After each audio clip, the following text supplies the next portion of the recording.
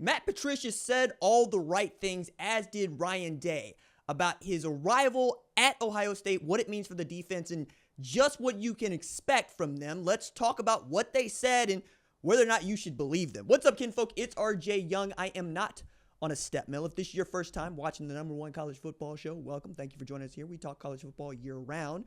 And we really like to do these segments where we're digging into the topics, the names, the big issues in college football. And one of the ones that I think is interesting, especially as we're talking about the defending national champions, is the change of defensive coordinator. Now, they have changed both the offensive coordinator and defensive coordinator and the offensive line coach at Ohio State after winning the national championship. One of these was kind of, we saw coming, perhaps, with Chip Kelly going to the NFL or maybe taking another job. The other one kind of came out of nowhere with Jim Knowles deciding to go to Penn State. However, it was very clear that Ryan Day was going to have an opportunity to either call plays again or go get someone that he really liked or do what many people wanted him to do in the first place, which was to promote wide receivers coach Brian Hartline to the play caller position. He'd been offensive coordinator in the past, but only in name, right? Ryan Day had been holding the play card and calling the plays. But you have some faith that, yeah, the offense is going to be fine no matter who was calling the plays, because at worst, it was going to probably be Ryan Day, and that's not a bad option to have, especially when you got Jeremiah Smith returning. You've got a stable of quarterbacks that you can trust. You think Julian Saban's going to be your guy. You've added Max Clare to that tight end position, and you got a couple of tailbacks in James People and C.J. Donaldson that you think can carry the load. The question was going to be on the defensive side of the ball. First, you're losing two great defensive ends in Jack Sawyer and JT Tuimoloau, a great linebacker in Cody Simon, and a great defensive back in Denzel Burke. Now you're transitioning to an era that is going to be, what does Caleb Downs do, and what does Caleb Downs do well? And it was really cool to hear Matt Patricia say, look, it's really difficult to not walk into the building and your first conversation is, where's Caleb? I need to go find Caleb Downs, because that dude is amazing, because that dude is ridiculous. You can do anything you want with Caleb Downs, and many people know that. Even Nick Saban, who played him as a true freshman and who looked really great as a true freshman. I mean, he had 107 tackles on that Alabama team from his safety spot. You're going to have him in the box. You're probably going to have him as something like a will linebacker that can take on tight ends and or wide receivers in the slot.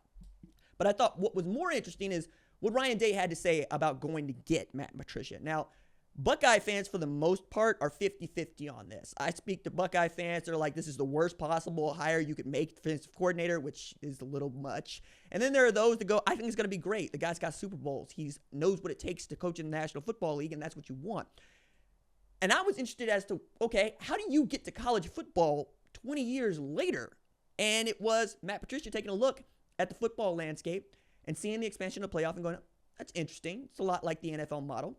And then seeing a guy he worked for as defense coordinator from 2012 to 2019 become the head coach at UNC, and him getting an opportunity to step right into the best program in all of college football and call the defense. Now, I thought Ryan Day said some things that should temper what many people think, which is that the man just really has an affinity for all things New England Patriots, because he hired Bill O'Brien, who had worked for Bill Belichick as an offensive coordinator. And now he's hired Matt Patricia, who worked for Bill Belichick as defensive coordinator. And I think that draw to the NFL is really going to help them. And I think that's one of the things that Ryan Day has really wanted. He wants the Buckeyes to be run, at least on the field, a lot like an NFL franchise, because that's basically what they do. They create NFL players at a high level that get drafted in the first, second, third rounds. They get to their second contracts, right? Can you keep your defensive identity intact with a new coordinator? And that was also top of the list. It was, hey, is this guy going to try to change everything we do? No, he's going to try to fit into what you do well. And I think that's more interesting. Tim Walton, co-defense coordinator, and Matt Guerrieri, who's your passing game coordinator, coaches safeties, defensive backs.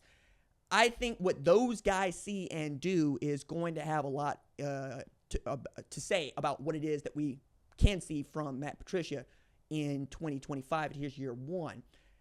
I also think he said a thing that I really want him to push home whenever possible and for us to really check him on. He said, my job is to come in, find out what it is that you do well, and then put you on a football field and let you do it, right? One of the things that people have lauded him for is making a complex scheme really simple for players to execute.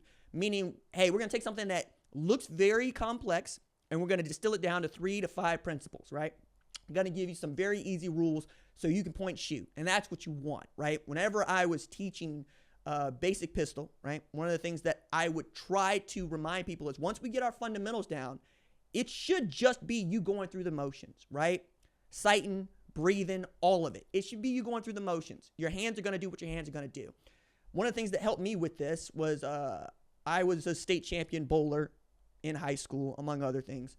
But things that required the same movements over time, things that required being precise, things that required detail and hand-eye coordination, it's pretty good at, right? Accurate with a football. Couldn't throw it 70 yards, 60 yards, 50 yards, but I could put it where I wanted to. If you put a shoebox out there, my mechanics were going to get it to the shoebox, and it was going to hit, right?